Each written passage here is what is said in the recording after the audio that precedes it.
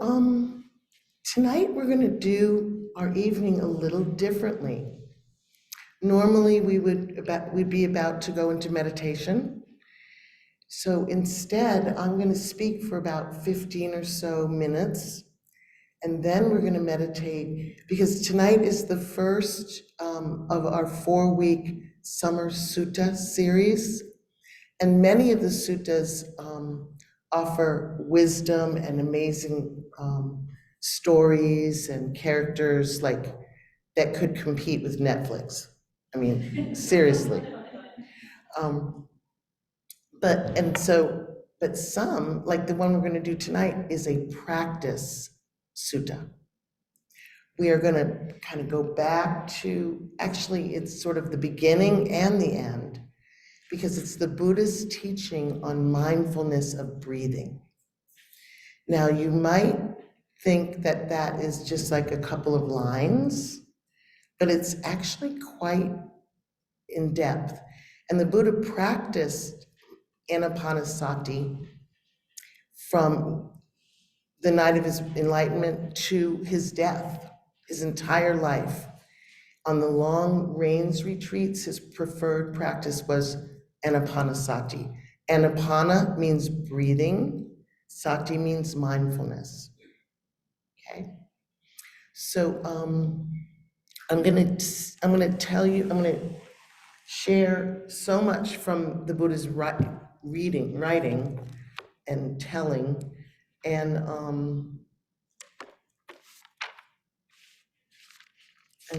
when it comes to the practice, so there are 16 instructions. Okay, they're broken. Now remember, this is Buddhism, so get ready for some numbers. Okay, just a few numbers here and there. The 16 break down into 4 groups of 4, just like the 4 groups of the foundations of mindfulness. In fact, it's just about the same teaching. When we fulfill the instructions, the practice of mindfulness of breathing, that fulfills the 4 foundation of mindfulness.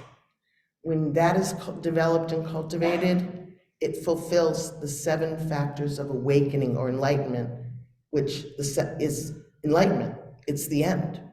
It's deliverance. The word is used as deliverance from what?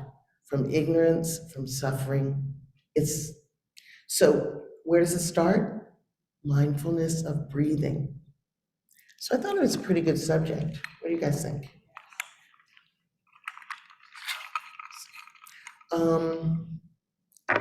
All of the suttas start with where the Buddha was and who was there.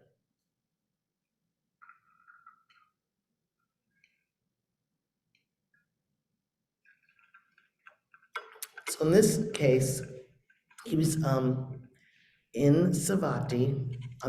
Thus I have heard, on one occasion, the Blessed One was living at Savatthi in the Eastern Park, in the palace of Magar's mother, together with very well-known elder disciples, the Venerable Sariputta, the Venerable Mahamoggallana, the Venerable Mahakassapa, the Venerable Mahakakana, blah, blah, blah, it goes on. Now, on that occasion, elder bhikkhus had been teaching and instructing new bhikkhus. And it goes on, some elder bhikkhus had been teaching and instructing 10 bhikkhus. Some elder bhikkhus had been teaching and instructing 20, 30, 40, and it goes on. And I'm going to fast forward. So this is during the Rains retreat. It's a 3-month retreat that was done every year. It's still being done in monastic communities and in lay communities at IMS, Insight Meditation Society, that we are that's our mothership. They still do 3-month retreats. You guys anybody here can sign up and do it. So on this occasion, the Buddha was so pleased with how everyone was doing. He was just amazed. The wording is flowery. So he announced, I'm going to extend it 1 month. And it went out to the countryside. And people came. The Buddha is going to extend the retreat another month. And so this is when he gave this teaching on mindfulness of breathing. Okay. So before I dive in, I'm just going to give you a little bit of background. So number one, when we hear each instruction, it starts off just knowing whether the breath is long or short. And what that really means is know the breath. Just kind of get a little familiar. Is it kind of choppy? Is it short? Is it, is there kind of anxiousness in it? Is it languorous and sleepy? What is this? What is going on with this breath? So that's the beginning. After the first two, where we experience the breath and kind of get familiar with what's happening, from the next 14 instructions begin with one trains thus, or it says he trains thus. That's a big word, trains. Every single line there that goes is training. So we need to remember that. We're not trying to use this practice to nail deep peace. Now, will that, it is progressive. It goes from kind of the gross, it's body, feelings, mind, and wisdom, okay? So it goes from the physicality, grounding in this body, more direct, accessible experience, to feelings, which we're talking about sensations. We're not talking about emotions. Emotions are connected with mind. Thoughts turn into emotions. So we're doing body. Of course, emotions are all over the place anyway, just like thoughts and everything. But feelings, I want you to clue in that in the Buddhist teachings and in Buddhism, there's 6 senses: sight, hearing, taste, touch, smell, and thoughts. And just like you can't not hear a sound, you can't not have a thought. It's not in your control. Thoughts arise. That's going to happen. Okay. So the third group is mind. And this is really about tuning into what is the mind state? What are the leanings of this mind right now? And by the way, however your mind is right this moment is just fine. You don't have to show up any certain way, whether you're sleepy or hyper or just bored and oh God, the breath. Oh, can't we talk about something more interesting? Whatever it is that's going on with you, no matter what your mind state is, and kind of the classic everything goes from is greed, hatred, and delusion. So a wanting mind, negative, aversive mind, or just deluded, just like confused. So that's what we're going to be kind of looking at and working with in the mind group. And the final one is wisdom, which is ethereal. It's really a spaciousness in the mind. I don't expect, maybe some people will have that experience. Maybe not, most likely not. This practice is really designed for a deeper period of practice.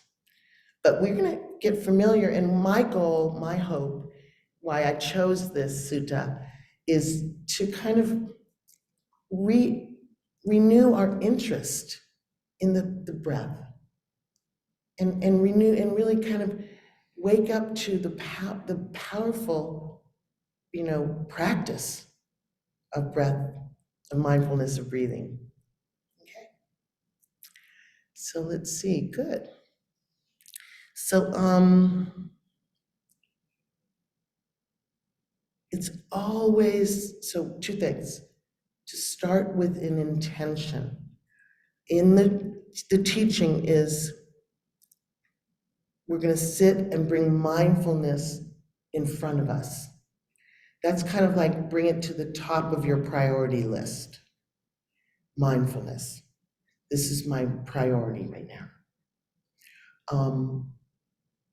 And to have an attitude of when you hear the teachings, the 16 different instructions, you want to be like an investigator.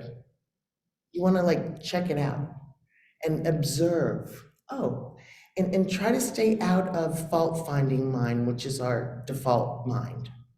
Like finding fault with, I don't think I'm doing this well or whatever, or this is, whatever. Just try to, when the last instruction finishes and you kind of were clueless, if you were clueless, let it go. It's done. Let's see what this one is. Okay? What else did I want to tell you? So very, very, very important. Try to stay just allowing this to unfold, not striving. This is not a striving.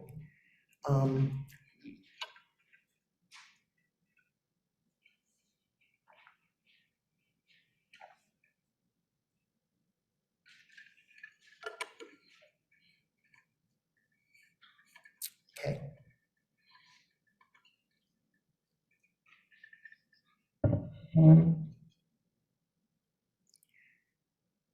So over and over again, it says that mindfulness of breathing is of great fruit and great benefit. And so that's how this starts. Well, I'm going to start from the beginning. Oh, by the way, sorry, this is pretty intense. So as part of Anapanasati Sutta, in that sutta is the 4 foundations of mindfulness sutta and the 7 factors of awakening sutta. It's all in this one sutta. It's the Majjhima Nikaya 118. Okay.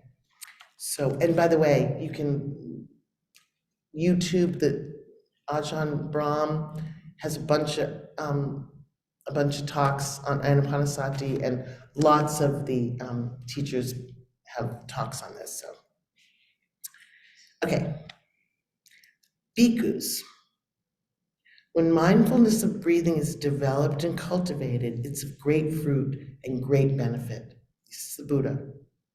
When mindfulness of breathing is developed and cultivated, it fulfills the 4 foundations of mindfulness. When the 4 foundations of mindfulness are developed and cultivated, they fulfill the 7 enlightenment factors. When the 7 enlightenment factors are developed and cultivated, they fulfill true knowledge and deliverance. And how, bhikkhus, is mindfulness of breathing developed and cultivated so that it is of great fruit and great benefit? Here, a bhikkhu gone to the forest or to the root of a tree or to an empty hut sits down. By the way, you're in an empty hut right now. This is the meaning of this is going to a quiet place. Having folded the legs crosswise, set his body erect and establish mindfulness in front of him, putting it as a priority. Mindfulness. I'm going to practice, I'm going to train in this mindfulness. Ever mindful, he breathes in. Ever mindful, he breathes out.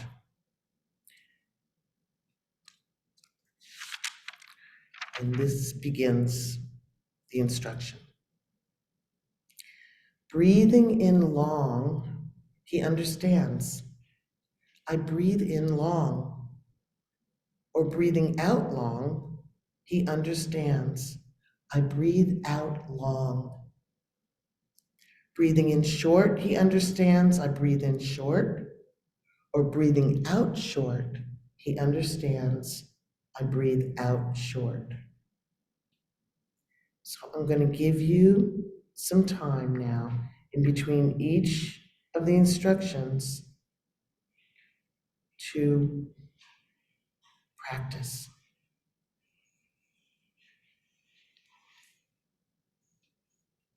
So, one breath at a time. Sorry about that. Ignore that man behind the curtain.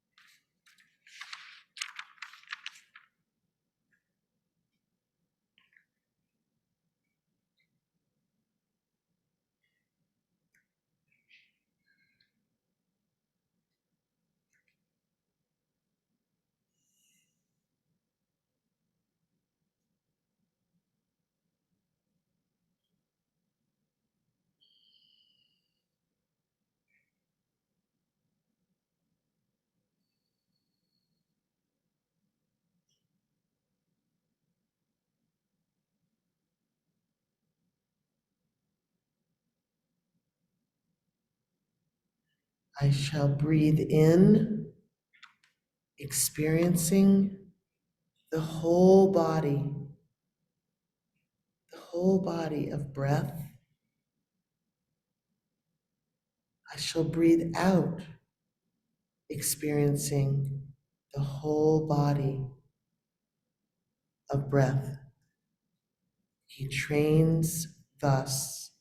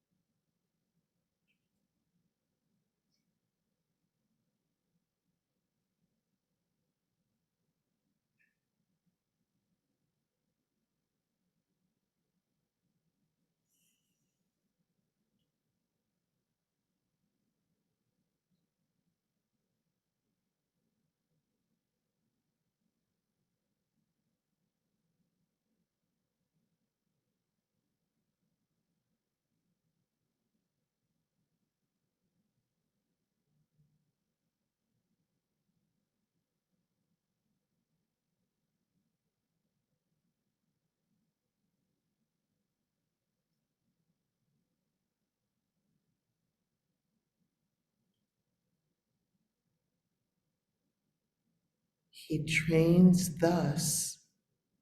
I shall breathe in, tranquilizing the body, the bodily formation.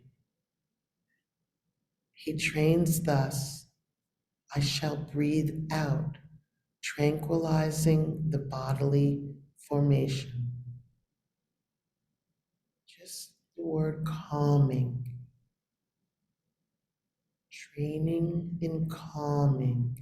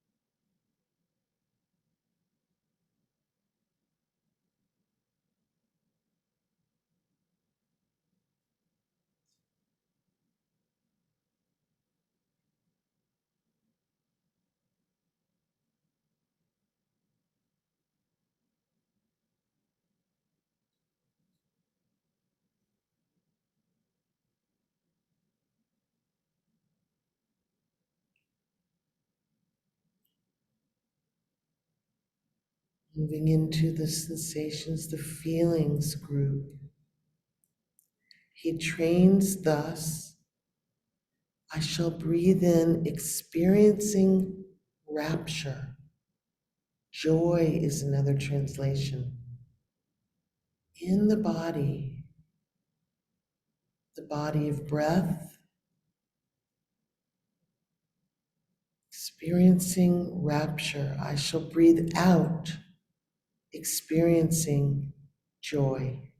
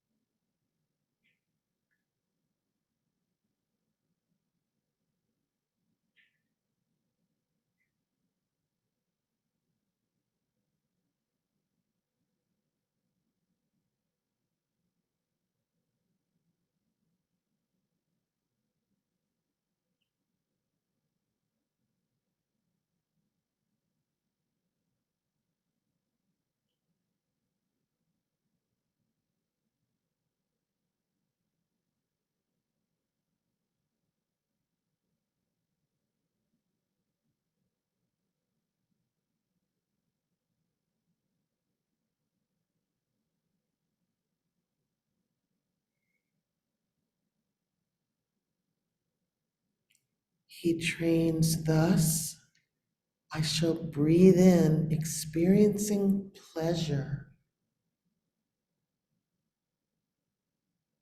He trains thus, I shall breathe out, experiencing pleasure.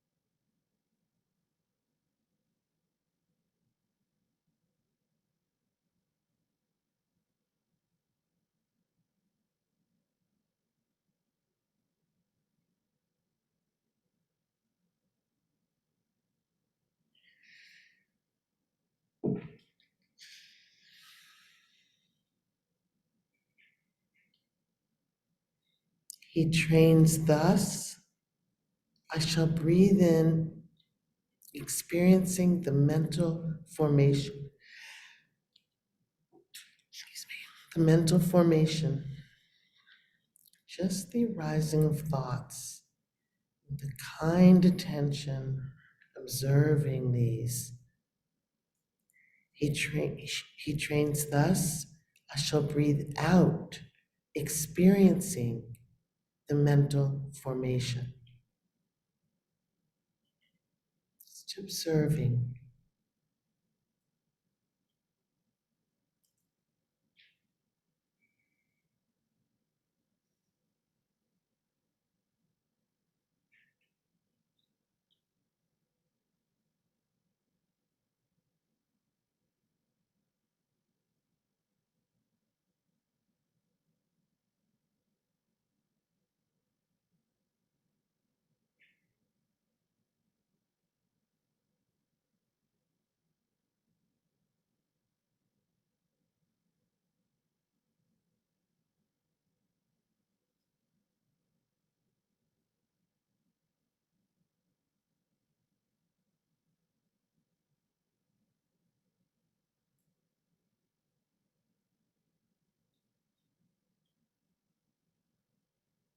Stay with the breath. Don't get lost in observing thoughts.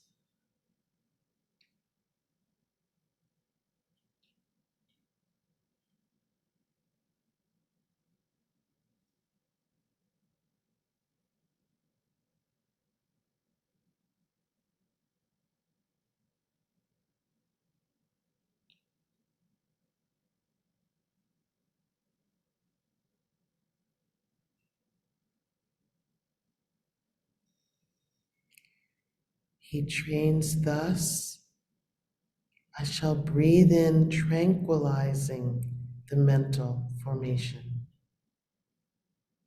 He trains thus, I shall breathe out, tranquilizing the mental formation.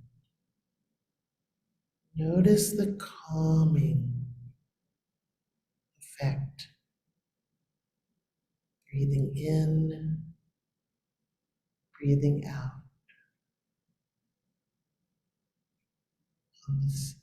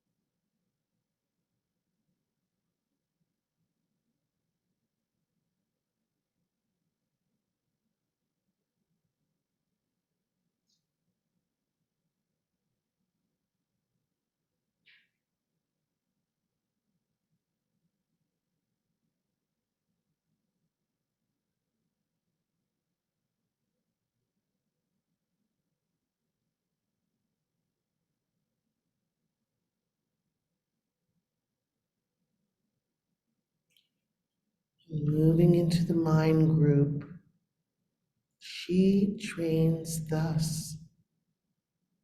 I shall breathe in, experiencing the mind. She trains thus.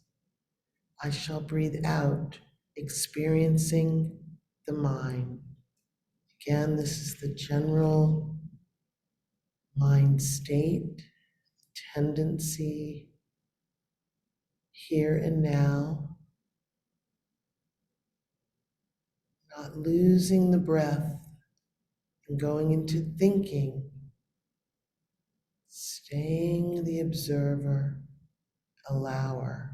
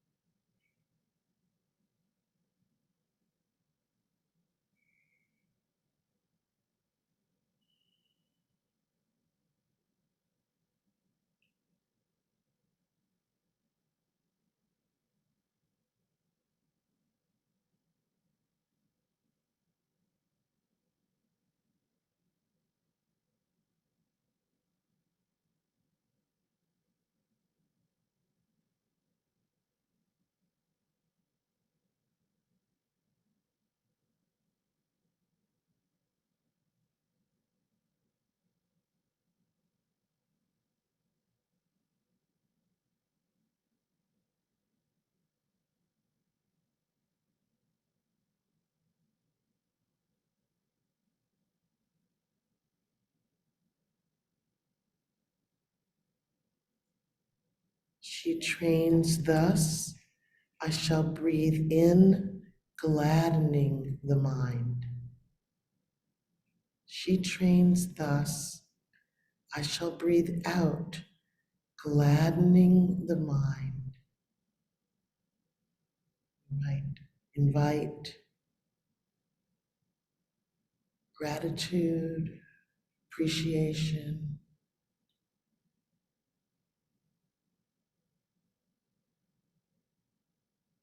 generosity, anything that uplifts. You can uplift breath by breath.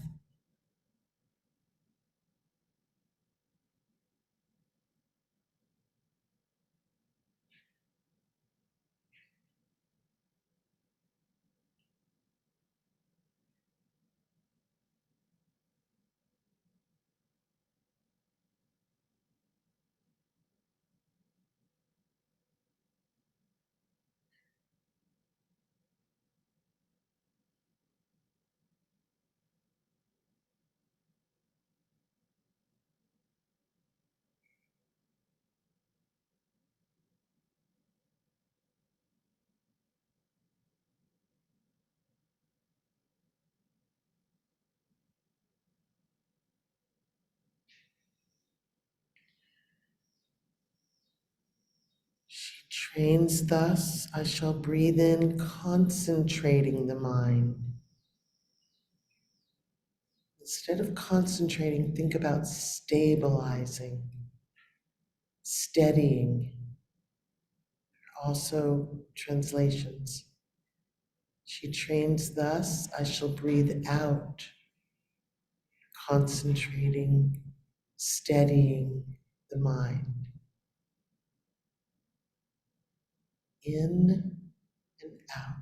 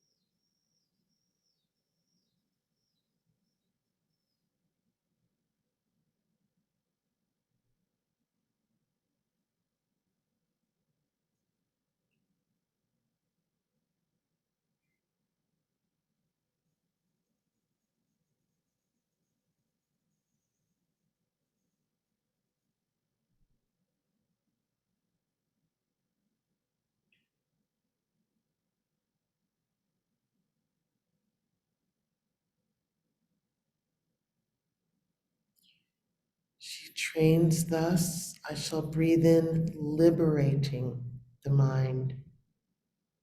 She trains thus, I shall breathe out, liberating the mind, pointing toward freeing, not controlling. If there's enough stability, just really opening, letting it be, staying with the breath to let it be, let the mind be.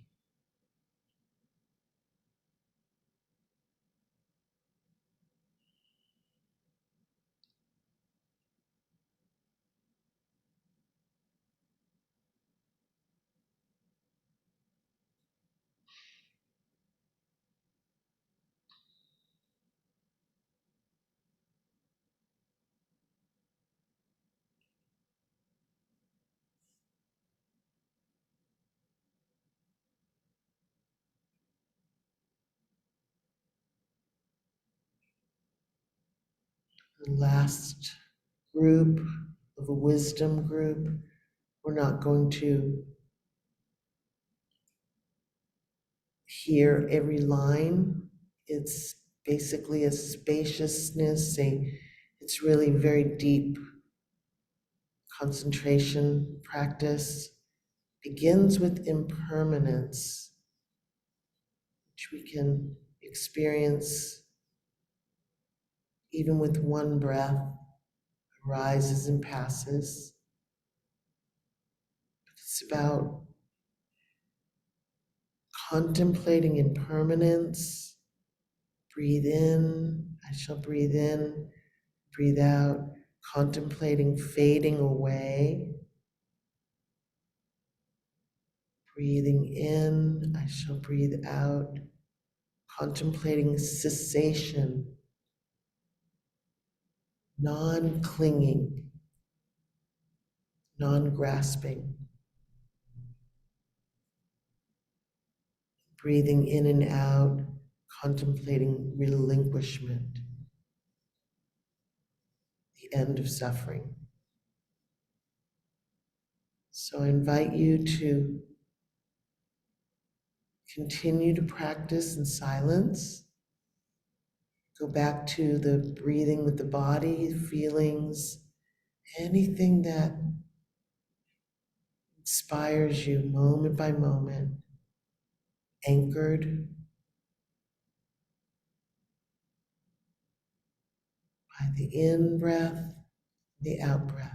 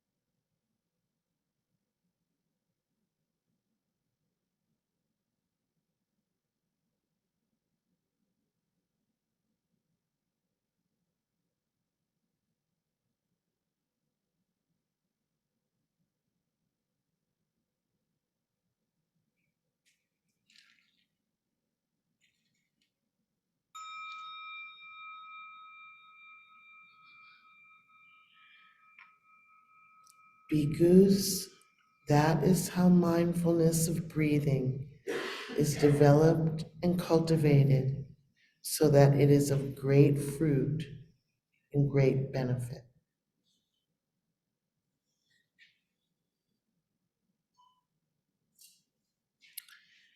And I wanted to point out a couple of books that I can recommend